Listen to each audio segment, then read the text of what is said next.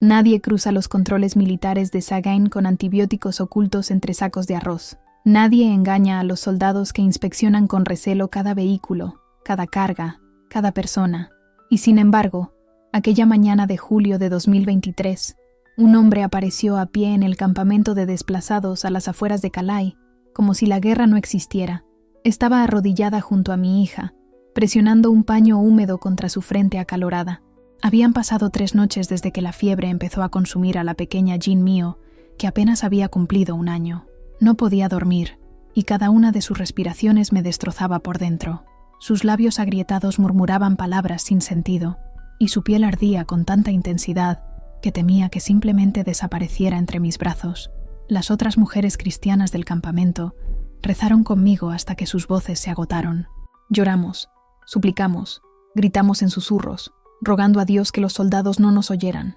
No había medicinas, ni médicos, solo nuestras manos extendidas al cielo, implorando que alguien, en algún lugar, nos viera. Entonces, oí pasos. Al principio pensé que eran soldados. El corazón me latía con fuerza. Nos rodeaban constantemente patrullas, siempre buscando cualquier pretexto para castigar o detener a alguien. Pero estos pasos eran distintos, suaves, casi reverentes. Levanté la vista y vi su silueta recortada contra la luna menguante. Un hombre delgado, de unos 40 años, vestido con ropas de campesino cubiertas de polvo rojo, con un saco de arroz al hombro. Había una calma en sus ojos que parecía imposible para alguien que acababa de cruzar territorio hostil.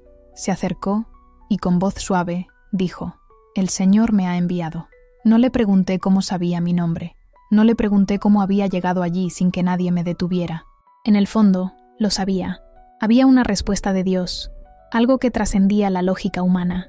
El hombre dejó la bolsa en el suelo y, con manos firmes a pesar del temblor, apartó el arroz y sacó una pequeña bolsa de plástico sellada.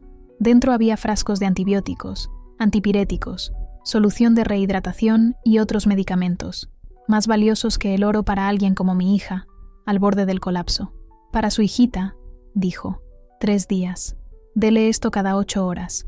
No se salte ninguna dosis. Me temblaban tanto las manos que casi se me cae el frasco. Las lágrimas me nublaban la vista, pero pude ver al hombre sonreír con una ternura incomprensible. No era la sonrisa de un héroe, era la sonrisa de alguien que sabe que está siendo utilizado por algo mucho más grande que él mismo. ¿Cómo lograste pasar los controles?», alcancé a preguntar entre sollozos. Primero miró hacia las montañas lejanas y luego volvió su mirada hacia mí. «No lo sé», respondió con humildad. Pasé por 3 puestos militares. En cada uno, los soldados apartaron la mirada al verme pasar, como si una mano invisible les cubriera los ojos. No tengo otra explicación. Las mujeres que habían rezado conmigo se acercaron en silencio, formando un círculo alrededor de Jean Mio. Algunas lloraban, otras apenas podían respirar por la emoción. Todas lo sabíamos. Estábamos presenciando algo que desafiaba toda lógica humana. Por primera vez en días, sentí esperanza. Le administré la primera dosis a mi hija, y en su mirada febril vi cómo volvía a vislumbrarse la vida. En ese momento comprendí que los milagros aún ocurren, y que Dios, de maneras misteriosas y perfectas, continúa enviando ayuda justo cuando y donde más la necesitamos. Con manos temblorosas, tragué saliva con dificultad, pero también acepté la presencia del misionero, porque eso era precisamente lo que representaba, un puente entre el cielo y nosotros. Permaneció con nosotros 1 hora más, rezando en voz tan baja que el viento nocturno parecía llevarse sus palabras. Cuando finalmente se levantó, recogió su bolsa vacía y desapareció entre las sombras antes del amanecer. Nunca supe su nombre completo, ni de qué pueblo venía, ni cómo logró regresar a la India sin ser capturado. Pero 3 días después, mi hija abrió los ojos sin fiebre, esbozó una tímida sonrisa y dijo: «Mamá, tengo hambre». Esas 3 palabras lo cambiaron todo en el campamento. Si Dios podía enviar a un hombre invisible a través de los controles militares con medicinas escondidas en sacos de arroz, entonces nada estaba fuera de su alcance. Ni siquiera nosotros, refugiados olvidados en un rincón polvoriento de Myanmar, donde el mundo parecía habernos dado la espalda. Para comprender el impacto de este milagro, debo llevarlos al principio, a mi aldea en Sagaing, al lugar donde la vida aún parecía sencilla y la fe, un preciado secreto que nadie se atrevía a revelar. Mi aldea se llamaba Tambo, un conjunto de casas de madera y bambú, dispersas entre arrozales que brillaban como espejos verdes bajo el sol de la mañana. Estábamos a unos 30 kilómetros al oeste de Monigua, lo suficientemente lejos como para que la modernidad nos ignorara, pero lo suficientemente cerca como para vender nuestra cosecha en el mercado cada 2 semanas. Nací allí, me casé allí, y siempre imaginé que envejecería allí, viendo crecer a mis hijos entre los mismos surcos de tierra que mi abuela había cultivado décadas atrás. Mi esposo, Cotin Maung, era un hombre de pocas palabras, pero de manos incansables. Cada mañana lo encontraba en el campo, revisando los canales de riego, hablando con los búfalos como si fueran viejos amigos. Teníamos 3 hijos. Kiao, el mayor, de 12 años, serio y protector como su padre. Tida, de 9, con una risa tan fuerte que asustaba a los cuervos. Y mi pequeño Kin Mio, de 6, que corría por los arrozales persiguiendo mariposas, siempre preguntándose si Jesús también amaba a los pájaros. La vida era sencilla. No teníamos electricidad constante ni agua corriente, pero teníamos lo suficiente. Por la mañana, yo molía arroz en el mortero de piedra mientras Tida daba de comer a las gallinas. También ayudaba a su padre a remendar las redes de pesca en el río Chinduin, que serpenteaba a unos 2 kilómetros de nuestra casa. Kin Mio jugaba con muñecas hechas de hojas de maíz, y juntos inventábamos canciones sin melodía, pero llenas de emoción. Pero había algo que hacíamos en secreto, algo que nos distinguía de muchas otras familias del pueblo. Cada domingo, al atardecer, nos reuníamos en una pequeña choza escondida entre tamarindos a las afueras de Tambo. Éramos unas 15 familias cristianas, quizá 20 si contamos a los niños. La choza era tan pequeña que teníamos que apiñarnos sobre las esteras de paja, con las rodillas tocándose. Nuestros tesoros eran sencillos, fotocopias de la Biblia que el pastor Sawin traía cada mes de Mandalay, escondidas en el fondo de su saco de semillas. Sawin no era un pastor ordenado, era un agricultor como nosotros, pero había estudiado en secreto con misioneros durante años, aprendiendo la palabra de Dios para compartirla con quienes la necesitaban, sin temor, en silencio y con fe. Tenía una voz suave pero firme, y cuando leía las Escrituras, sus palabras nos llegaban como la lluvia a tierra seca. Nos enseñó a orar en voz baja, a cantar himnos sin instrumentos, sin tambores ni guitarras que llamaran la atención, simplemente a amar a Dios en silencio, en la intimidad. La fe no necesita templos de piedra, decía siempre, solo necesita corazones dispuestos. Las tardes de domingo en la cabaña eran como pequeños santuarios fuera del tiempo. El olor a madera húmeda, el zumbido constante de los mosquitos, las voces temblorosas de las ancianas rezando con los ojos cerrados, lágrimas que les recorrían el rostro arrugado.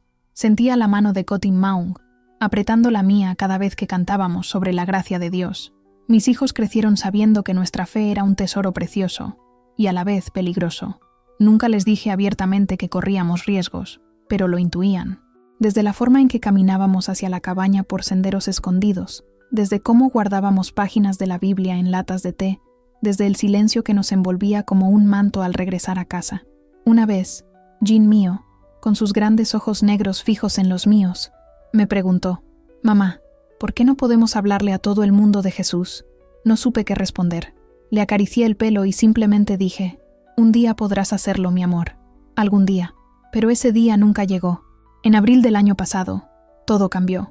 Al principio, solo eran rumores. Hombres que habían viajado a Monigua regresaban con historias escalofriantes. Aldeas incendiadas en Jinmabin, arrestos masivos en Kambalú, líderes cristianos que desaparecían en el silencio de la noche.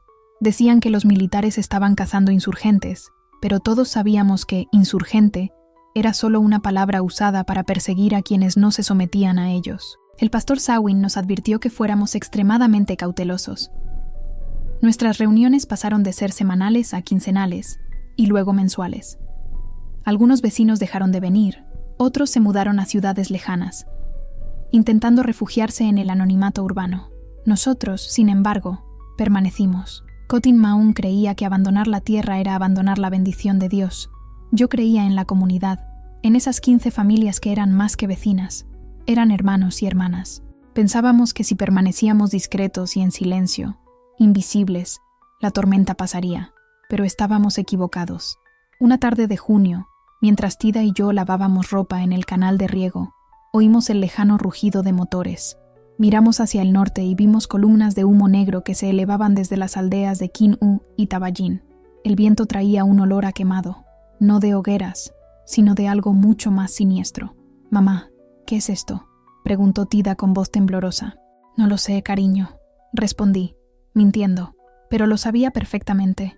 Era el olor a casas en llamas, a vidas destruidas, a guerra que se acercaba como un depredador hambriento. Esa noche, Kotin Maung y yo permanecimos despiertos en la oscuridad, escuchando a los grillos y el eco lejano de explosiones que retumbaban como truenos intempestivos. Él tomó mi mano y dijo suavemente: «Si llegan aquí, quiero que agarres a los niños y corras al bosque. No mires atrás, no me esperes». «No digas eso», susurré, con un nudo en la garganta. «Dame la vuelta, Nan». No podía prometerle nada. Simplemente me aferré a él, suplicando en silencio, sintiendo la presencia de Dios sosteniéndonos mientras la oscuridad de la noche y el miedo a la guerra nos envolvían. Ese momento jamás llegaría, pero Dios, en su infinito misterio, a veces permite que la tormenta nos alcance, no porque nos haya abandonado, sino porque es en el fuego donde descubrimos la profundidad de nuestras raíces. Y las nuestras estaban a punto de ser arrancadas de raíz. La noche en que capturaron a Kotin Maung, las estrellas brillaban con una claridad cruel, como si el cielo se hubiera desentendido de lo que estaba por venir. Habían pasado 2 semanas desde que vimos el humo en el horizonte, 2 semanas de tenso silencio en el pueblo. Cada ladrido de perro nos sobresaltaba, cada motor lejano aceleraba nuestros corazones. El pastor Sawin había desaparecido sin dejar rastro. Algunos decían que había huido a la India, otros susurraban que lo habían encarcelado en Monigua. Nadie lo sabía, y la incertidumbre nos corroía el alma como el óxido. Esa tarde, Kotin Maung regresó temprano del campo. Su semblante estaba más serio de lo habitual, sus labios apretados en una fina línea. Se sentó en los escalones de nuestra casa y llamó a los niños. «Quiero que me escuches con atención», dijo, mirando a Aunia a los ojos. «Si algo me sucede, tú eres el hombre de esta familia. Cuida de tu madre y de tus hermanas, ¿entendido?» Kia, con tan solo 12 años, asintió con una solemnidad impropia de una niña. Tida se acercó y abrazó a su padre sin decir palabra. «Jin mío, aún demasiado pequeña para comprender la gravedad del momento», preguntó. «Papá, ¿vas a algún sitio?». La alzó y la apretó contra su pecho. «No, mi pequeña mariposa. Solo quiero que sepas que te amo». Observaba desde la cocina, con las manos sumergidas en el agua mientras lavaba el arroz. Algo en su tono me heló la sangre. Era la voz de un hombre que se resignaba a lo inevitable. «Kotin Maung», llamé, mientras los niños se iban a jugar. «¿Qué ha pasado?». No me miró. Simplemente se quedó mirando el camino de tierra que serpenteaba hacia el pueblo. Hoy en el mercado oí que están buscando nombres. Alguien traicionó a las familias cristianas de Tambo. Las palabras nos cayeron como piedras en un lago, creando olas de pánico que me inundaron. ¿Quién? ¿Quién nos traicionó? Da igual. Lo que importa es que vienen. «Entonces vámonos», dijo con desesperación. «Esta noche empacaremos lo esencial y cruzaremos el bosque». Pero él me interrumpió, sujetando mis manos ásperas y callosas entre las suyas. «Si huimos todos juntos, nos atraparán por el camino. Pero si me quedo, si les doy un motivo para detenerse aquí, quizá tengas tiempo». «No, no», repetí, sintiendo que el mundo daba vueltas bajo mis pies. «No te dejaré, no me dejarás, me obedecerás». Sus ojos, normalmente tan tranquilos, ardían con una determinación feroz. Era la mirada de alguien que ya había tomado su decisión, que ya había entregado su vida a manos que no eran las mías. Quería gritar, quería exigirle que eligiera la supervivencia en lugar del sacrificio. Pero sabía que pedirle eso significaría pedirle que dejara de ser quien era. Y en ese momento me di cuenta.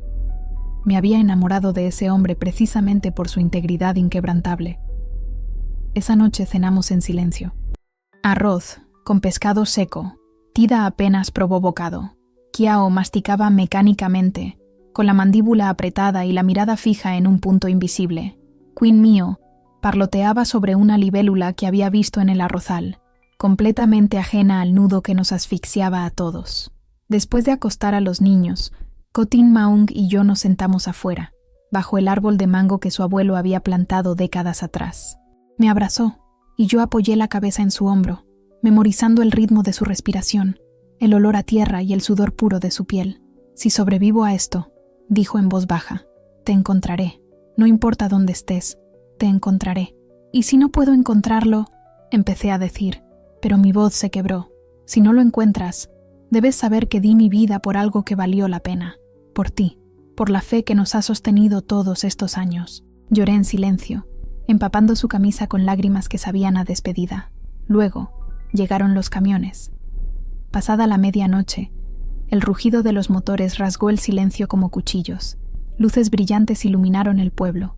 Gritos en birmano resonaron en el aire. Oí golpes en las puertas, mujeres llorando, órdenes brutales que no necesitaban traducción. Kotin Maung permaneció impasible. Se puso su mejor camisa, la que guardaba para ocasiones especiales, y me miró por última vez. Lleva a los niños al fondo del bosque. Ahora, me aferré a su brazo, suplicándole. Me besó la frente, luego los labios, imprimiendo su amor en mi piel para siempre. Te quiero, Nan, nunca lo dudes. Luego salió por la puerta principal, con la cabeza bien alta. Corrí a la habitación de los niños, tapándoles la boca antes de que pudieran gritar. Aunia alzó a mi hijo mientras yo cargaba a Tida. Salimos por la ventana trasera, descalzos, con lo puesto. Detrás de nosotros, oí a Kotin Maung hablar con firmeza. Soy cristiano, soy a quien buscas. No hay nadie más aquí. Y entonces, el sonido de culatas de rifle golpeando la carne. Un grito, presa del pánico. Me arrastré por el sendero, cada paso arrancándome un pedazo del alma. Aunia corría delante con Kim mío llorando en silencio sobre su hombro. Tida se aferraba a mi cuello, temblando. Al llegar al borde del bosque, miré por última vez. Las llamas lamían las paredes de nuestra casa. Los soldados arrastraban cuerpos hacia los camiones. Tambo, mi hogar de toda la vida, se convertía en un infierno naranja bajo los relámpagos. Noche estrellada. En medio del caos, pude oír, o tal vez solo imaginar, la voz de mi esposo cantando un himno. Débil, pero firme, desafiante, hasta su último aliento. ¿Alguna vez has tenido que elegir entre quedarte o proteger a alguien que amas? Esa decisión desgarradora, si has pasado por algo así, conoces el dolor que deja cicatrices invisibles. Aunque ande en valle de sombra de muerte, no temeré mal alguno. Ni siquiera si Kiao me tira del brazo. Mamá, tenemos que irnos ya. Me tragué el grito que amenazaba con desgarrarme la garganta, y me adentré en la oscuridad del bosque con mis 3 hijos, la única riqueza que me quedaba en este mundo. Detrás de nosotros, el fuego ardía. Delante, solo había oscuridad y el eco fantasmal de una promesa. Te encontraré. No importa dónde estés, pero Kotin Maung nunca me encontró. Aquella noche, los soldados se llevaron a 15 hombres de nuestra aldea. Ninguno regresó jamás. El bosque nos engulló como una bestia hambrienta. Los primeros metros fueron un caos. Las ramas bajas nos azotaban la cara. Las raíces traicioneras amenazaban con derribarnos. Kimio lloraba desconsoladamente, y cada sollozo me destrozaba, pero no podía detenerme a consolarla. Cada segundo que perdíamos era un segundo que ganaban los soldados. Kiao caminó delante, guiado más por el instinto que por el conocimiento del terreno. A los 12 años, cazaba conejos con su padre en los límites del bosque, pero nunca se había adentrado tanto. Aún así, no dudó. Cargué a Kin mío con una fuerza sobrehumana. Rechiné los dientes ante cada contorsión o gemido. Tida corrió a mi lado, agarrándome la mano con tanta fuerza que sus uñas se clavaron en mi piel. No se quejó ni una sola vez. Su respiración entrecortada acompañaba pasos decididos, confiando ciegamente en que yo sabía a dónde íbamos. No lo sabía, solo sabía que teníamos que escapar de las llamas, del olor a humo que nos perseguía como un fantasma acusador. Corrimos hasta que nos ardieron los pulmones, hasta que Jin mío se quedó sin voz de tanto llorar, hasta que la oscuridad del bosque se hizo tan densa que apenas podíamos distinguir nuestras propias manos. Finalmente, Aunia se detuvo junto a un árbol caído, cubierto de musgo y hongos bioluminiscentes que proyectaban un tenue brillo en el crepúsculo. «No puedo seguir», susurró, colocando con cuidado a Jin mío en el suelo. Me desplomé a su lado, con el corazón latiéndome con fuerza, como si quisiera escaparse. Tida se acurrucó contra mí, temblando. No sabía si era por el frío de la noche o por el terror que nos había perseguido durante todo el camino. «Mamá», susurró Jin mío con sus enormes ojos muy abiertos. «¿Dónde está papá?». La pregunta me golpeó como una lanza. Abrí la boca, pero no me salieron las palabras. ¿Cómo podía explicarle a una niña de 6 años que su padre se había entregado para que pudiéramos vivir? Kia habló por mí. «Papá está bien», mintió, tratando de sonar firme, pero su voz se quebró por la emoción. Kin Mio asintió, deseando creer, y apoyó la cabeza en mi regazo. Tida no dijo nada. Era lo suficientemente madura para comprender que algunas mentiras son actos de misericordia. Pasamos la noche allí, acurrucados bajo el árbol caído, escuchando cómo el bosque despertaba a nuestro alrededor. Las cigarras cantaban en sinfonías metálicas, los búhos ululaban a lo lejos, algún animal grande rompía ramas entre la maleza, pero nunca se acercaba. Cada ruido nos ponía en alerta, cada crujido podía ser un soldado, cada sombra, una amenaza. Llegó el amanecer sin que nadie nos encontrara, tiñendo el cielo de rosa y naranja a través de las copas de los árboles. «Tenemos que seguir adelante», dijo, obligándome a ponerme de pie, aunque cada músculo protestaba. «¿A dónde?», preguntó Kiau, esperando con la mirada respuestas que yo no tenía. Recordaba las conversaciones en voz baja entre los hombres del pueblo. Había un campamento para desplazados cerca de Kalai, al norte.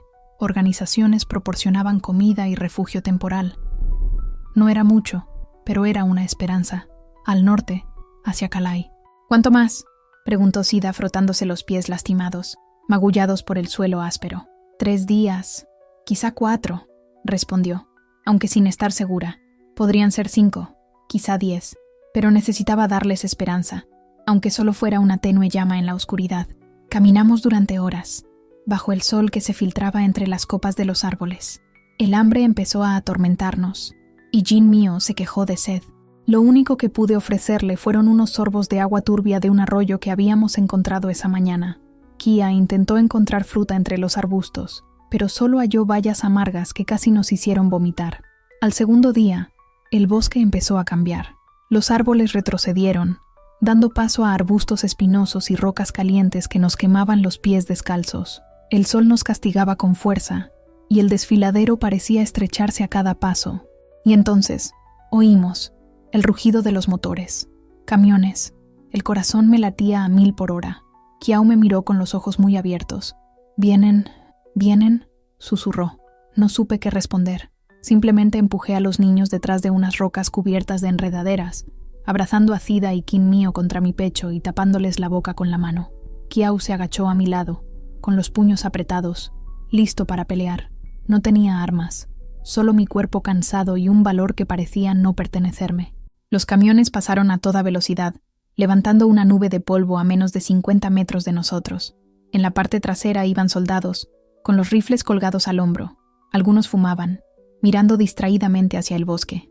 Contuve la respiración hasta que desaparecieron tras la siguiente curva. Solo entonces me permití exhalar. Me temblaban las piernas. «Casi nos ven», susurró Tida con voz temblorosa. Le besé la cabeza y murmuré: «Dios nos protegió». Al tercer día, Kin Mio dejó de caminar. Se desplomó en medio del camino, con la mirada perdida y el cuerpo ardiendo de fiebre. Cargué a mi hija, sintiendo el calor que emanaba de ella como un horno. «Mamá, ya no puedo cargarla», dijo Tida, con lágrimas corriendo por sus mejillas. «No te disculpes», respondí, esforzándome por mantener la calma. «Yo la cargaré». Me até a Kin Mio a la espalda con mi chal, y cada paso me desgarraba las piernas y la espalda, pero no podía parar. Parar significaría rendirme, y rendirme significaría que el sacrificio de Kotin Maung habría sido en vano. Esa noche acampamos junto a un arroyo. Empapé un paño en el agua fría y se lo puse en la frente a Kin Mio, rezando en silencio para que le bajara la fiebre. Ella murmuraba nombres y frases sin sentido, llamando a su padre, hablando con seres invisibles. Mientras tanto, Tida y Kiau se durmieron abrazados, demasiado agotados para resistirse, y yo me quedé allí, sintiendo el peso del mundo y la fragilidad de la vida entre mis brazos. Pasé la noche en vela, observando la respiración irregular, tensa y dificultosa de Kin Mio, preguntándome si Dios realmente nos guiaba o si simplemente caminábamos hacia la destrucción. Al amanecer del cuarto día, vimos luces a lo lejos. Parpadeaban débilmente, titilando, como luciérnagas artificiales.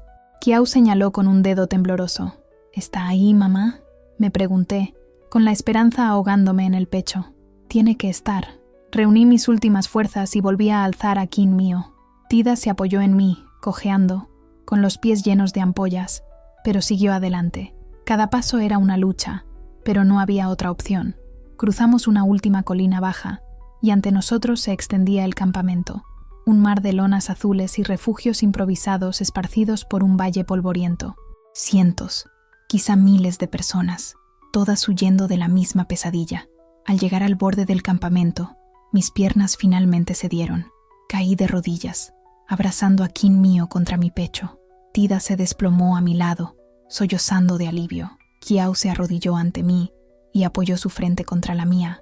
«Lo logramos, madre». «Sí», susurré, sintiendo un peso extraño en el corazón. Lograrlo era solo el principio. Kin mío ardía de fiebre en mis brazos, y en ese instante comprendí que nuestro sufrimiento distaba mucho de haber terminado. El campamento de desplazados cerca de Kalai no era un refugio, era un limbo de lodo y desesperación. La esperanza allí era escasa, como el agua turbia que bebíamos a diario. Nos dieron un pequeño espacio, 3 metros cuadrados, bajo una lona azul rota, que compartíamos con otra familia, una anciana viuda, D. King, y su nieta, Mei. Habían llegado 2 semanas antes, huyendo de Kambalú después de que su iglesia fuera incendiada con 7 personas dentro. Mei no hablaba, solo miraba fijamente al vacío con ojos ya cansados de tanto sufrimiento.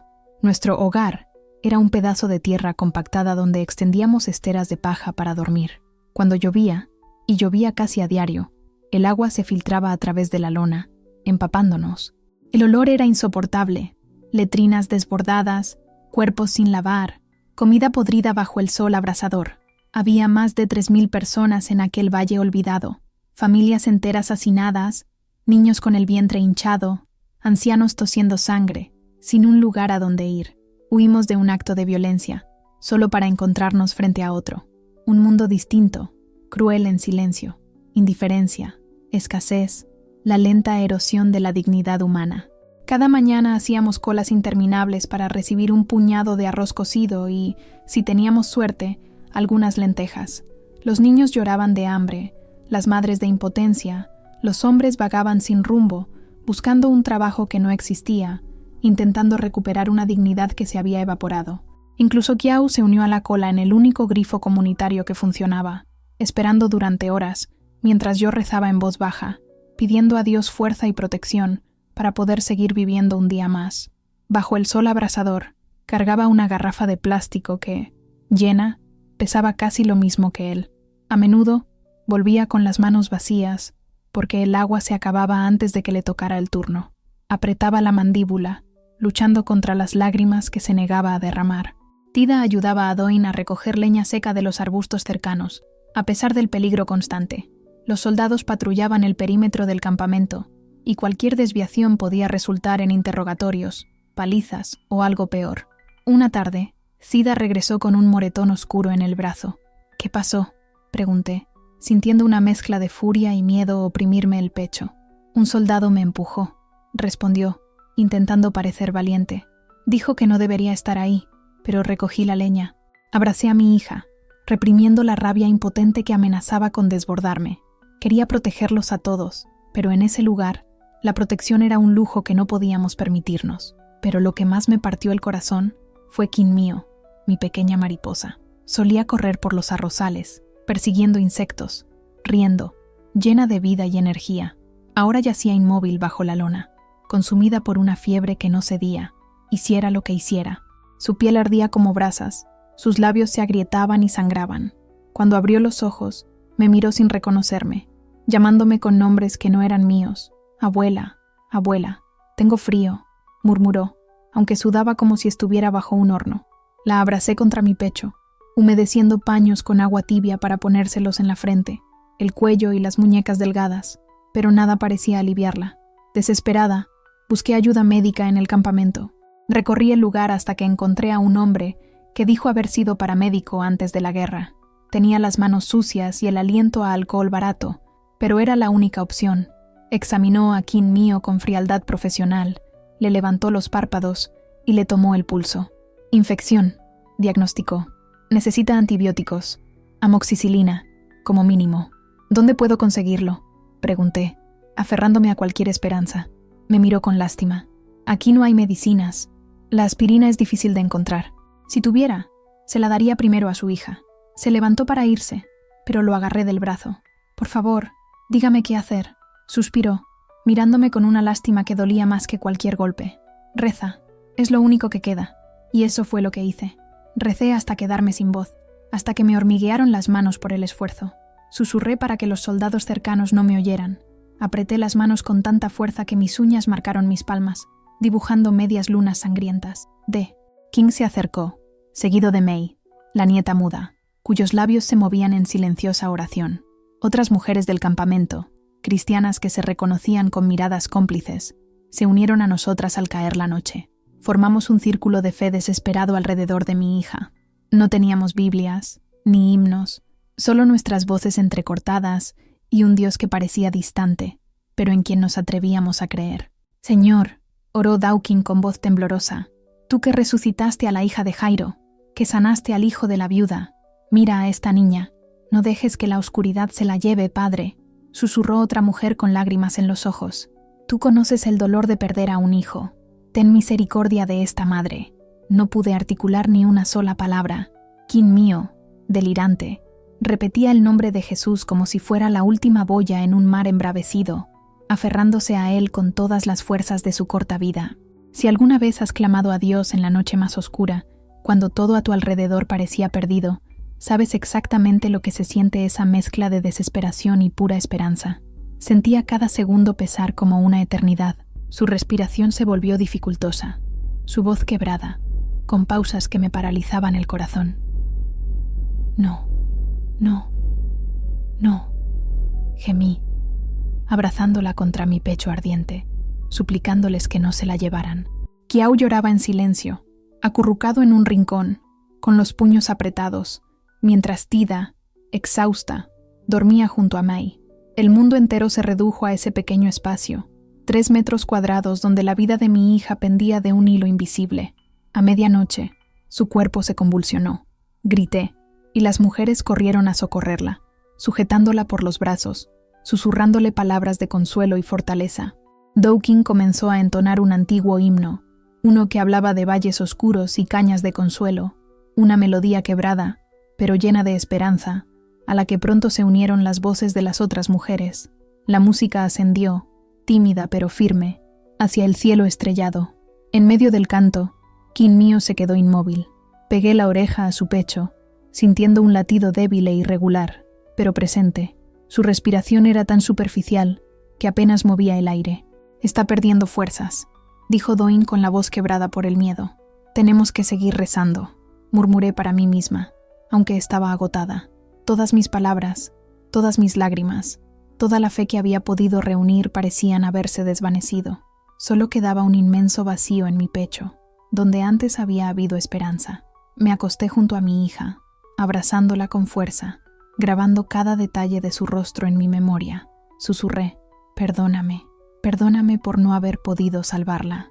Las mujeres continuaron orando, formando a nuestro alrededor una silenciosa e inquebrantable red de fe. El campamento estaba en silencio. Los soldados patrullaban a distancia, ajenos al drama que se desarrollaba bajo la lona rasgada. Entonces, cuando los primeros rayos del alba comenzaron a iluminar el cielo, oí pasos. Me tensé, preparándome para lo peor, pero los pasos eran distintos, suaves, casi reverentes. Miré y vi a un hombre delgado, de unos 40 años, vestido con ropas sencillas de campesino, manchadas de polvo rojo. Caminaba por el camino cargando un saco de arroz sobre su hombro derecho. Incluso en el crepúsculo del amanecer, sus ojos transmitían una calma que parecía imposible para alguien que acababa de cruzar un terreno hostil. Las mujeres dejaron de rezar, y el silencio se volvió denso, expectante. Se acercó despacio, como si no quisiera asustar a una criatura herida, y se arrodilló a mi lado.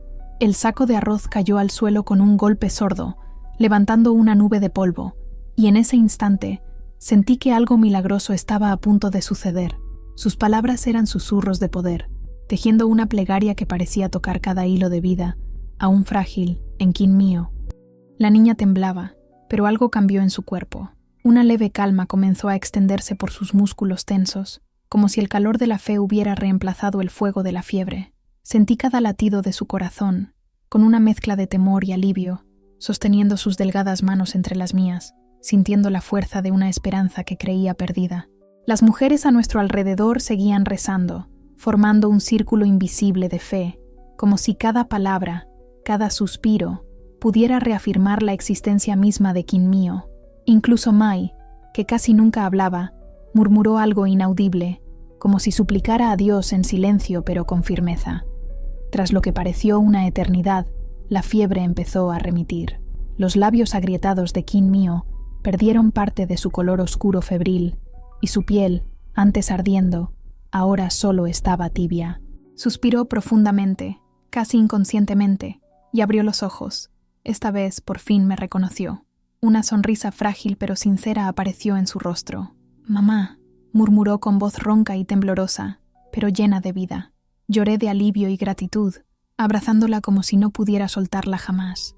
El hombre arrodillado a nuestro lado terminó su oración, posó suavemente sus manos sobre mi cabeza y, sin decir palabra, se levantó. Antes de desaparecer por el camino polvoriento, nos miró con una serenidad que parecía conmoverle profundamente. Supe que no era un hombre cualquiera. Era la mano visible de Dios en la oscuridad. Aquel día, entre el polvo del campamento y el dolor que aún nos rodeaba, aprendimos algo que nadie podría arrebatarnos. La esperanza es una fuerza real, y la verdadera fe no se limita a las palabras. Actúa, salva y transforma. Qin Mio comenzó a recuperarse lentamente, pero su vida ya no se trataba solo de sobrevivir. Era un testimonio de la intervención divina, de la promesa que se cumple incluso en los valles más oscuros. Le tomé la mano, sintiendo cómo la delicada fuerza volvía a sus dedos. «Sí, mi amor, recemos por ellos», respondí, conteniendo las lágrimas. Las otras mujeres del campamento se acercaron. Algunas traían agua tibia para lavar el rostro de la niña. Otras simplemente se arrodillaron en silencio, uniéndose a nosotras en agradecimiento. El aire, antes sofocante y cargado de miedo y enfermedad, parecía un poco más ligero. La fe había dejado su huella tangible en aquel lugar. En los días siguientes, le administramos cada dosis de antibiótico religiosamente. La fiebre empezó a remitir por completo, su respiración se normalizó, y la tímida sonrisa de Qin Mio volvió lentamente a su rostro. Cada uno de sus gestos era una victoria. El simple hecho de beber agua, incorporarse, intentar tragar comida, se convirtió en un milagro cotidiano ante nuestros ojos. Tida y Kiao volvieron a reír, aunque tímidamente, aún con la mirada perdida por el cansancio. El milagro que presenciamos no se limitó a nuestra familia. La historia de Qin Mio se extendió por el campamento como una luz tenue que atraviesa la oscuridad. Otros comenzaron a acercarse, a escuchar, a compartir sus propias oraciones y esperanzas. El ambiente, antes cargado de desesperación, se llenó de vida y fe colectiva. Cada gesto de cariño, cada oración susurrada, se convirtió en un puente de humanidad entre aquellos que el mundo había olvidado. Y aun cuando los soldados pasaban y las interminables filas de supervivientes continuaban, se percibía algo distinto en el ambiente. Lo imposible se había hecho realidad ante nuestros ojos. Dios, de alguna manera misteriosa, había transformado nuestra desesperación en una esperanza viva. Qin Mio seguía débil, pero respiraba, y cada respiración era un recordatorio de que la fe no desfallece, ni siquiera en los valles más oscuros. En ese momento comprendí que nuestro camino no había terminado. Seguía habiendo sufrimiento, hambre y dolor, pero ahora también teníamos la certeza de que no caminábamos solos. Así que, con mi hija en brazos y la fe renovada en mi corazón, miré al campamento y dije en voz baja pero firme: «No estamos solos, Dios está con nosotros». Estas palabras, sencillas, pero llenas de poder, se difundieron rápidamente por el campamento. Las mujeres que habían orado conmigo corrieron a contárselo a las demás. Al poco tiempo, pequeños grupos comenzaron a acercarse a nuestra tienda. No pedían nada, solo querían ver con sus propios ojos a aquella niña que había estado al borde de la muerte y que ahora suplicaba comida con una fuerza que solo podía venir de Dios. «Es un milagro», susurraban. «Si lo hizo por esta niña, también puede hacerlo por nosotros». Esa noche, por primera vez desde nuestra llegada, oí voces que cantaban. Eran himnos bajos, casi tímidos, pero llenos de fe, que resonaban desde distintas tiendas. Cada nota parecía desafiar el silencio y la desolación que dominaban el campamento. Y curiosamente, los soldados de patrulla parecían ignorar esos cantos, o tal vez los habían visto, pero algo les impedía intervenir. Abracé a mi hija contra mi pecho, sintiendo su corazón latir con fuerza, y una profunda certeza me invadió. Estábamos presenciando algo que trascendía toda explicación humana. Un hombre había cruzado puestos de control imposibles llevando medicinas, Una niña había regresado de entre los muertos, y de repente, la esperanza había vuelto a este lugar olvidado. La recuperación de Kin Mio no pasó desapercibida. En un campamento donde la desesperación era constante, la noticia de su supervivencia se extendió como la pólvora. Las mujeres que habían rezado conmigo no pudieron guardar silencio. Se lo contaron a otras familias, y éstas a más personas, hasta que la historia circuló por todo el campamento, creando una silenciosa pero poderosa corriente de esperanza. Al cuarto día de la visita de la misionera, una mujer llamada Lala se acercó a nuestra tienda. Llevaba de la mano a su hijo de 8 años, un niño delgado con los ojos hundidos, como si no hubiera comido bien en semanas. La hermana Nan se arrodilló ante mí y me preguntó con voz entrecortada: ¿Es cierto? ¿De verdad Dios sanó a tu hija? Asentí, mirando a Kin Mio, sentada a mi lado, aún débil pero viva. La voz de Lala tembló. ¿Podemos rezar juntas hoy? Al atardecer, nos reunimos bajo la lona de Dain. Al principio solo éramos 10 mujeres, pero poco a poco se nos unieron otras. Hombres que lo habían perdido todo, salvo la fe, llegaron arrastrándose con las rodillas doloridas. Jóvenes buscando algo a lo que aferrarse cuando el mundo parecía desmoronarse. Ancianos que apenas podían caminar, pero que no querían perderse ese momento. No teníamos Biblias completas. Viking trajo unas páginas del libro de los Salmos, rescatadas de la iglesia de su comunidad, que había sido incendiada. Nos pasábamos esas páginas de mano en mano, como si fueran tesoros, leyendo: aunque ande en valle de sombra de muerte, no temeré mal alguno, porque tú estarás conmigo. Cada palabra parecía cobrar vida, cargada de significado para todas nosotras. Cantamos himnos sin música, solo nuestros susurros entrelazados en la noche.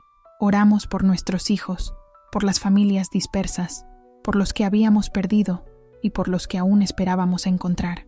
La oscuridad que nos rodeaba parecía menos pesada porque, en ese instante, sentimos que Dios no nos había olvidado. Y en medio de esa reunión improvisada, algo comenzó a cambiar. Ya no éramos solo supervivientes, víctimas de las circunstancias. Éramos una comunidad de fe, una iglesia sin paredes, sin púlpito, sin nada más que nuestra sed de Dios. Cada encuentro nocturno nos fortalecía. Alternábamos los lugares para no llamar la atención, pero todos sabían dónde encontrarnos. Era como si una red invisible nos conectara, hilos de esperanza entrelazados en la oscuridad, pero la luz siempre atrae las sombras. Una semana después de que comenzaran estas reuniones, los soldados descubrieron lo que estábamos haciendo. Era una noche húmeda, con nubes densas que anunciaban lluvia. Estábamos bajo la lona de un hombre llamado Kosau, cantando en voz baja, casi susurrando, intentando pasar desapercibidos. De pronto, oímos el ruido de botas pesadas que se acercaban. Dejamos de cantar de inmediato. Nos quedamos inmóviles, rezando para que pasaran de largo sin vernos. Pero no fue así. 3 soldados irrumpieron en la tienda, arrancándola de sus estacas, iluminándonos con potentes linternas que nos cegaron. Iluminaron el lugar como focos acusadores. ¿Qué es esto?, gritaron en birmano. Una reunión de cristianos. El miedo nos paralizó. El soldado avanzó entre nosotros, pateando las alfombras y pisoteando las pocas páginas de los salmos que habíamos extendido en el suelo. Se detuvo ante Kosau, un hombre encorvado por el peso de los años. «Usted es el líder, ¿verdad?». Kosau alzó la vista, y en sus ojos no había desafío, solo una profunda tristeza. «Solo somos personas rezando», dijo, con una calma que parecía imposible dada la situación. El soldado rió, una risa áspera y cruel. «¿No le haces daño a nadie? El problema eres tú y tu Dios extranjero». Sin previo aviso, golpeó a Kosau en la cara con la culata de su rifle. El impacto resonó en el silencio de la noche. Kosau cayó, con la nariz ensangrentada. Las mujeres gritaron. Cubrí a mi hermana con mis brazos, intentando protegerla del horror. Los otros 2 soldados arrastraron a 3 hombres lejos del grupo, golpeándolos sistemáticamente con una brutalidad que helaba la sangre. «La próxima vez que los encontremos reunidos», dijo el soldado al mando, escupiendo al suelo, «no solo nos darán una paliza». Y entonces desaparecieron, dejándonos en la oscuridad, con gemidos ahogados y el sabor metálico del miedo en la boca. Corrimos hacia los heridos. Dick King rasgó trozos de su ropa para limpiarse la sangre. Kosau se incorporó lentamente, tocándose la nariz rota, pero sus ojos aún brillaban con una determinación inquebrantable. «Está bien», murmuró. «Esto es lo que cuesta seguirlo, y él vale la pena cada golpe». Sus palabras me conmovieron profundamente, pero también me aclararon las ideas. Sabía que tenía razón, pero también sabía que no podía seguir exponiendo a mis hijos a ese peligro. Esa noche, de vuelta bajo la tienda, tomé una decisión. Mi hijo menor se acurrucó a mi lado, pálido y temblando. «Mamá, ¿van a volver?», preguntó en voz baja. «Sí», respondí con sinceridad, «y la próxima vez será peor. Así que, ¿qué hacemos?». Miré a mis 3 hijos. Mis ojos se posaron en cada uno de ellos, sintiendo el peso de la responsabilidad y la fe que ahora nos unían. Queen Mu finalmente se durmió, exhausto, pero recuperado. Tida me miraba con ojos que parecían cargar con años de dolor, aunque aún buscaban mi aprobación. «Vámonos», dijo con voz firme, aunque cargada de miedo. «Cruzaremos la frontera y buscaremos refugio en la India». «¿Cómo?», preguntó Aung Kiao con voz temblorosa. «No tenemos dinero, no sabemos el camino». Tomé la mano de mi hijo menor y respiré hondo. El mismo Dios que envió a ese hombre con la medicina nos mostrará el camino. Incluso mientras pronunciaba esas palabras, sentí una punzada de duda. Pero a veces la fe no es certeza. A veces es simplemente el valor de dar un paso cuando no se ve el suelo bajo los pies. A la mañana siguiente, fui a hablar con Dawkin y le expliqué mi plan. «Yo haría lo mismo si fuera más joven», dijo con una leve sonrisa cansada. «Pero hay alguien que puede ayudarte. El misionero que trajo la medicina. Oí que conoce gente que ayuda a cruzar la frontera hacia la India. Búscalo en el extremo norte del campamento». Y así, con el corazón latiendo con fuerza entre la esperanza y el terror, comencé mi búsqueda. Pregunté discretamente, en susurros, siguiendo los rumores, guiada en cada paso por una fe silenciosa, buscando una vez más al hombre que había salvado a mi hija. Fue un milagro. 3 días después, lo encontré. Estaba en el extremo norte del campamento, donde las lonas daban paso a arbustos espinosos y tierra agrietada. No fue casualidad. Una cadena de susurros me guió hasta él. Cada persona me pasaba al siguiente eslabón con miradas cómplices, hasta que finalmente alguien señaló una pequeña choza de bambú cubierta con plástico negro. Estaba sentado afuera, remendando una red de pesca. Cuando nos vio, a mí y a mis 3 hijos, alzó la vista y sonrió con esa misma mirada inconfundible, como si nos hubiera estado esperando todo el tiempo. La hermana Nan dijo, casi sin aliento, «Tenemos que irnos de aquí. Me han dicho que ustedes saben el camino a la India». Asintió lentamente, dejando caer la red. «El camino es peligroso», advirtió. 3 días de caminata por las montañas. Hay patrullas, hay animales salvajes. En la frontera, los guardias indios no siempre son amables con los refugiados. «Me da igual», respondí, sorprendiéndome a mí misma por la firmeza de mi voz. «Quedarme aquí es esperar a ser destruida lentamente. Prefiero arriesgarlo todo en las montañas». Me observó fijamente durante un largo rato. Luego asintió. «Bien, partimos mañana al anochecer. Lleva solo lo esencial: agua, algo de comida, ropa de abrigo, nada más. El peso es mortal en la montaña». Esa noche, empaqué lo poco que teníamos. Una muda de ropa para cada niño, 2 botellas de agua, un puñado de arroz envuelto en un paño y las páginas de la Biblia de Dawkin que ella insistió en darme, recordándome que no estaba sola. No podía dormir. Me quedé despierta bajo la lona, memorizando la respiración de cada uno de mis hijos, rezando para estar tomando la decisión correcta. Al anochecer del día siguiente, nos encontramos en el lugar acordado, una hondonada poco profunda al norte del campamento, oculta entre arbustos secos, el inicio de una travesía que pondría a prueba nuestra fe hasta el límite. Éramos 20. Cada uno dispuesto a arriesgarlo todo por una esperanza que parecía casi imposible. El misionero nos dividió en 4 grupos. Mi familia se quedó con él y una pareja joven sin hijos. Salíamos cada 10 minutos para no levantar sospechas. Cuando nos tocó el turno, el misionero me miró fijamente. «De ahora en adelante, hablen solo si es absolutamente necesario. Si oyen patrullas, tírense al suelo y no se muevan». «¿Entendido?», asentí con la cabeza, sintiendo cómo el miedo me oprimía el estómago. Empezamos a caminar. Los primeros kilómetros fueron relativamente fáciles, siguiendo un sendero de cabras que serpenteaba entre colinas bajas. La luna creciente nos daba la luz justa para ver nuestros pasos. Mi jean se aferraba a mi espalda con mi chal, mientras Tida caminaba delante, de la mano de Aung Kiao. Pero al segundo día, el terreno cambió. Las colinas dieron paso a montañas, y el sendero desapareció, reemplazado por laderas rocosas que parecían resistirse a cada paso. El aire se volvió tan frío que nuestro aliento se convertía en nubes blancas. Mi jean temblaba contra mi espalda, a pesar de toda la ropa que llevábamos encima. Tida tropezaba a cada rato, raspándose las manos con las piedras afiladas. Aunque permanecía en silencio, podía ver cómo apretaba la mandíbula con cada paso. Al mediodía, el sonido de los helicópteros rompió el silencio. Primero un zumbido lejano, luego un rugido que hizo vibrar el aire. El misionero hizo señas frenéticas. «Agáchense». Nos refugiamos tras unas rocas grandes, pegándonos a la piedra fría. El helicóptero pasó tan bajo que sentí el viento de las hélices golpearme la cara. El corazón me latía con fuerza, y por un instante creí que podía oír cada latido. Kinem empezó a llorar. Le tapé la boca con la mano, odiando tener que silenciarlo. El helicóptero pasó 2 veces, y luego comenzó a descender hacia un valle cercano. Voces amplificadas daban órdenes en birmano. «Han encontrado al otro grupo», susurró el misionero. «Tenemos que irnos ya». Corrimos en dirección opuesta, escalando la ladera de la montaña con una desesperación que parecía otorgarnos una fuerza sobrehumana. Detrás de nosotros, los gritos continuaban, y pronto se oyeron disparos al aire. No miré atrás, seguí escalando, sintiendo mi propio peso contra el de Mai Jin, con Tida jadeando a mi lado, y aún Kiao sujetándome del brazo cuando mis piernas amenazaban con ceder.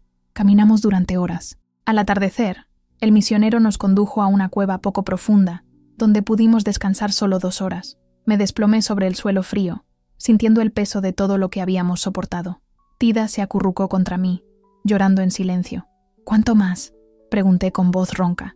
El misionero contempló el horizonte, donde las montañas recortaban sus siluetas contra el cielo oscurecido.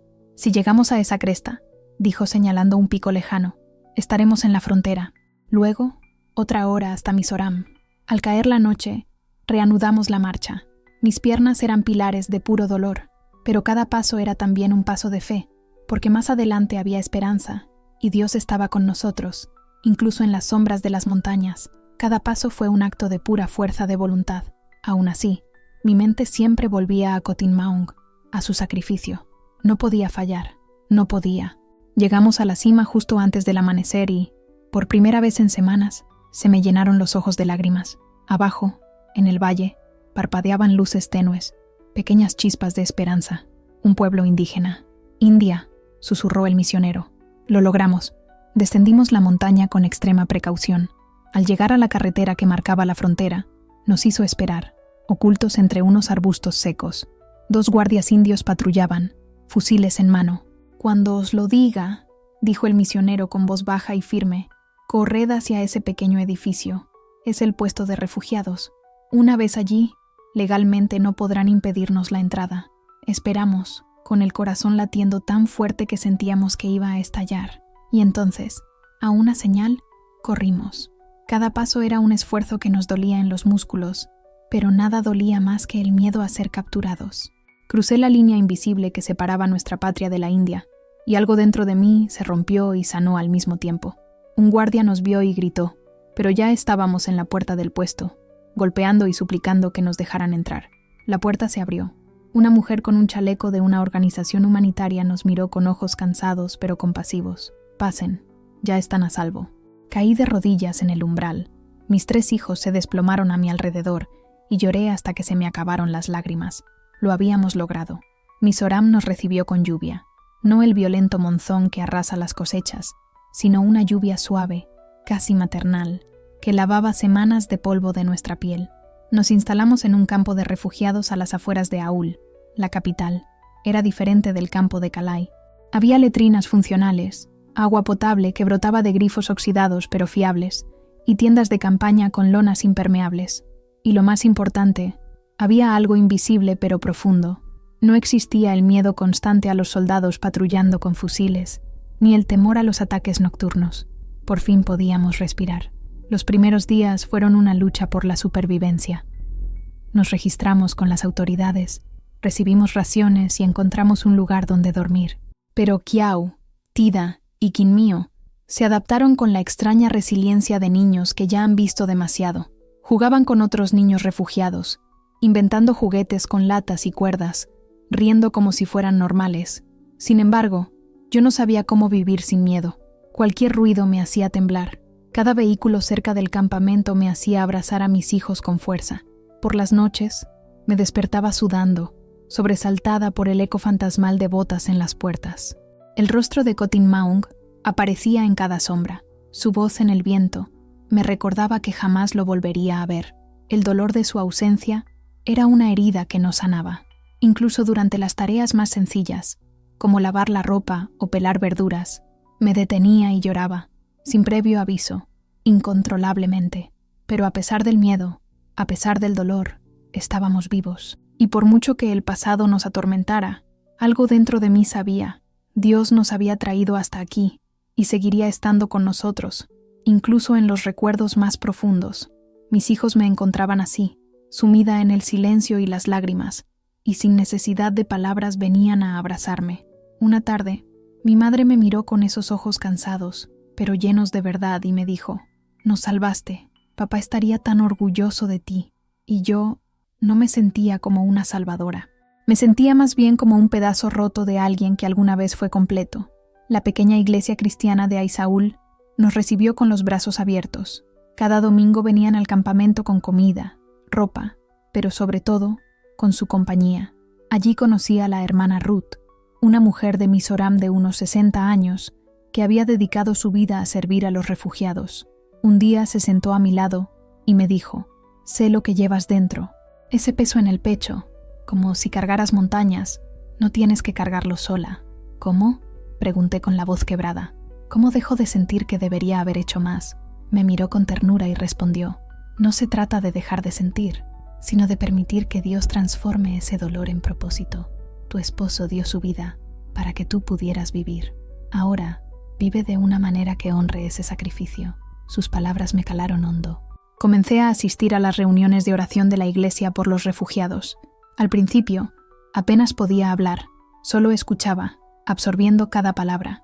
Pero poco a poco, recuperé la voz, y con ella llegó algo más: el valor para dar testimonio. Una noche, ante un grupo de mujeres refugiadas, conté mi historia por primera vez. Hablé de Tambo, de Kotin Maung, de la huida a través de la selva, de la fiebre de Kinmio que casi le cuesta la vida, y del hombre que cruzó los puestos de control con medicinas escondidas en arroz. Solo puedo llamarlo un milagro. Mientras hablaba, las lágrimas corrían por mis mejillas sin que yo las deseara. Algunas mujeres lloraban conmigo, otras asentían, reconociendo sus propias historias de supervivencia. Algunas simplemente se aferraban a mis palabras como a un salvavidas. Después de aquella noche, la gente empezó a buscarme, no porque tuviera respuestas, sino porque había sobrevivido. Y a veces, la supervivencia de uno se convierte en la esperanza de muchos. Meses después, cuando el campamento instaló una pequeña escuela para niños refugiados, me ofrecí como voluntaria.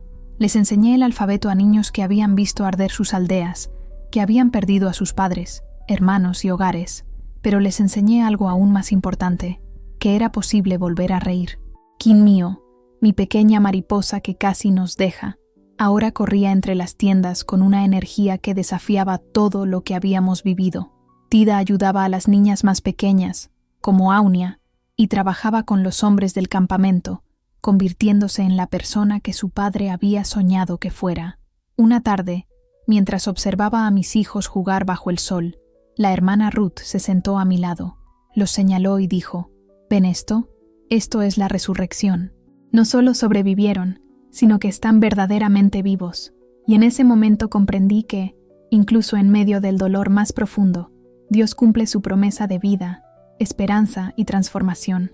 No solo había sobrevivido, sino que estaba viviendo, y a través de mí, otros encontraban la fuerza para seguir adelante. Tenía razón. Habíamos perdido nuestra tierra, habíamos perdido a Kotin Maung, habíamos perdido la vida que conocíamos. Pero, en medio de tanta pérdida, algo permaneció intacto, una fe probada por el fuego que ahora brillaba con más fuerza que nunca. A veces, gracias a esa fe, podemos ver más allá de lo que alcanzan los ojos humanos. Por las noches, tomaba las páginas arrugadas de la Biblia que Daquín me había dado y les leía en voz baja a mis hijos. Aunque ande en valle de sombra de muerte, no temeré mal alguno, porque tú estarás conmigo. Ahora, esas palabras tenían un significado distinto, Porque Dios no nos abandonó en la choza, no nos abandonó en la selva, no nos abandonó cuando Kin mío ardía de fiebre, y no nos abandonaría aquí, en tierras extranjeras. Estábamos quebrantados, sí, pero en las grietas de nuestra fragilidad, la luz de Dios entró de maneras inimaginables. Mi misión se hizo evidente: contar nuestra historia, no para glorificar el sufrimiento, sino para mostrar que, incluso en medio del dolor, Dios permanece soberano. Aquel misionero anónimo me enseñó algo que jamás olvidaré. Dios nos usa en nuestra fragilidad. Y yo, Nandetambo, refugiada en una tierra que no era la mía, descubrí que tenía un propósito mayor que simplemente sobrevivir. Mi propósito era dar testimonio, ser una voz y ser esperanza. Mirando hacia atrás, veo que nada sucedió por casualidad.